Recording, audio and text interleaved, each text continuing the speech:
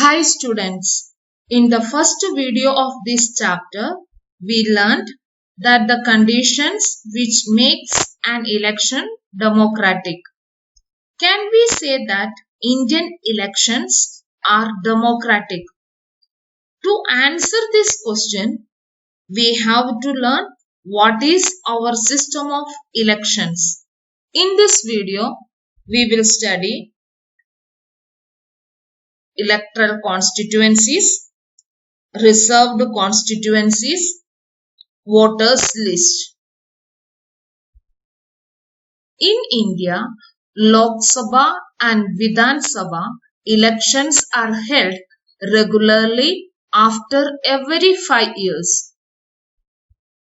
After 5 years, the term of all the elected representatives comes to an end. Elections are held in all constituencies at the same time, either on the same day or within a few days. It is called a general election. Sometimes elections are held only for one constituency to fill the vacancy caused by death or resignation of a member. This is called a by-election. Let us learn the first method, that is electoral constituencies. In our country, we follow an area-based system of representation. So, the country is divided into different areas for the purpose of elections. These areas are called electoral constituencies. The voters who live in an area elect one representative. For Lok Sabha elections, the country is divided into 543 constituencies. The representative elected from each Lok Sabha or parliamentary constituency is called a member of parliament or an MP. For assembly elections or state elections, each state is divided into a specific number of assembly constituencies. The elected representative of assembly constituencies is called the member of legislative assembly or an MLA.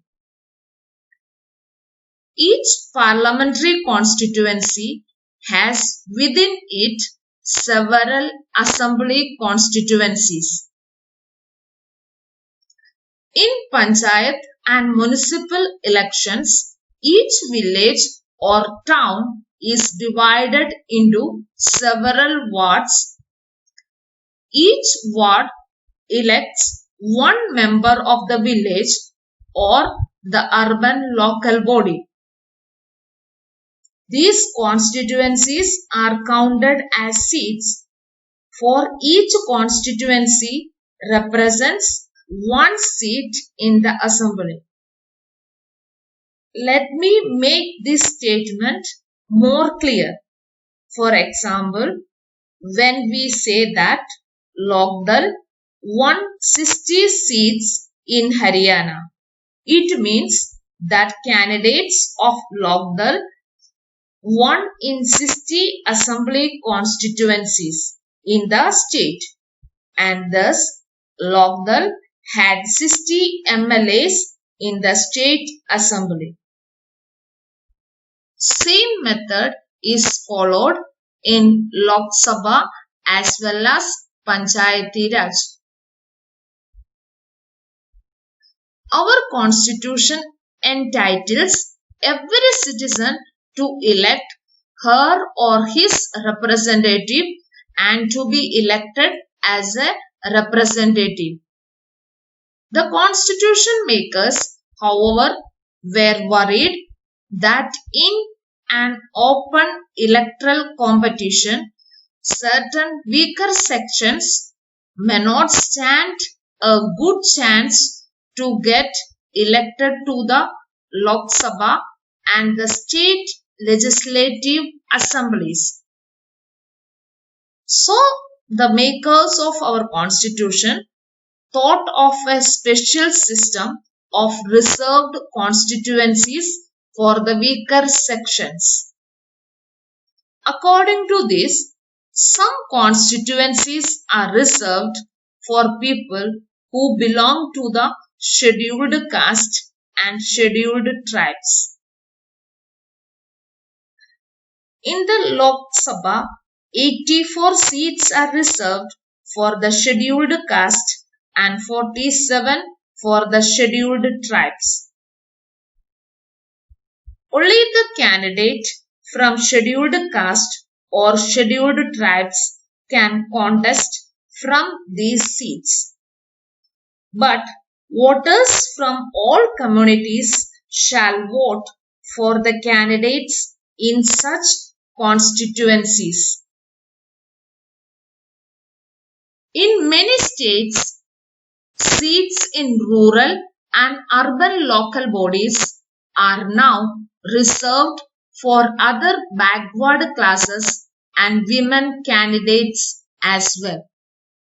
Once the constituencies are decided, the next step in our election system is to decide who can and who cannot vote. In a democratic election, the list of those who are eligible to vote is prepared much before the election and given to everyone, which is officially called the electoral roll and is commonly known as the voters list. It is the responsibility of the government to get the names of all the eligible voters put on the voters list. Voters list is updated from time to time. The voters are required to carry election photo identity card when they go out to vote. The election photo identity card is not yet compulsory for voting, as voters can show many other proofs of identity like the ration card, Aadhaar card, or the driving license. Thank you.